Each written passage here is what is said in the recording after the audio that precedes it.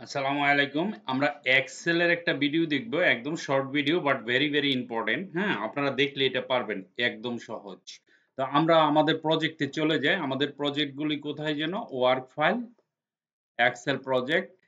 তো আমরা এখন ৮ নাম্বার প্রজেক্ট পর্যন্ত কমপ্লিট করে ফেলছি। এখন ৯ নাম্বার প্রজেক্টটা ওপেন করব।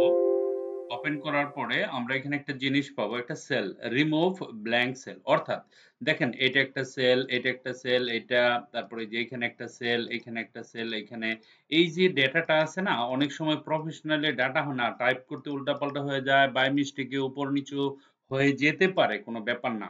আপনাকে সেটাকে কমপ্লিট যখন আপনি সাবমিট করবেন কোনো প্রপোজাল, হ্যাঁ, কারণ এখানে টাকা পয়সার ব্যাপার, ভেরি ভেরি ইম্পর্টেন্ট। ঠিক আছে, ট্রানজাকশন এক্সেল আগেই বলছি, অনেক কেয়ারফুলি কাজ করবেন এক্সেলে যখন কাজ করবেন। ঠিক আছে, তো আমরা এখন ধরেন এটা আমার একটা হেডলাইন, এখানে আমরা একটু কালার করি হেডলাইনটা।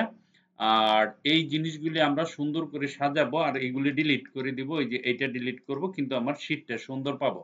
ওকে, আমরা শুরু করি। পুরো শীটটা সিলেক্ট করব আমরা প্রথম নাম্বার 1 স্টেপ, তারপরে ফাইন্ড এন্ড রিপ্লেসে যাব, তারপরে গো টু স্পেশালে যাব। দেখেন এখানে লেখা আছে ব্ল্যাঙ্ক। যখন ব্ল্যাঙ্কে ক্লিক করব, আমার যেগুলো ব্ল্যাঙ্ক ছিল সেগুলি সবগুলো সিলেক্টেড হয়ে গেছে। তারপরে ব্ল্যাঙ্ক সেলে রাইট ক্লিক করবেন, এখানে পাবেন ডিলিট বাটন।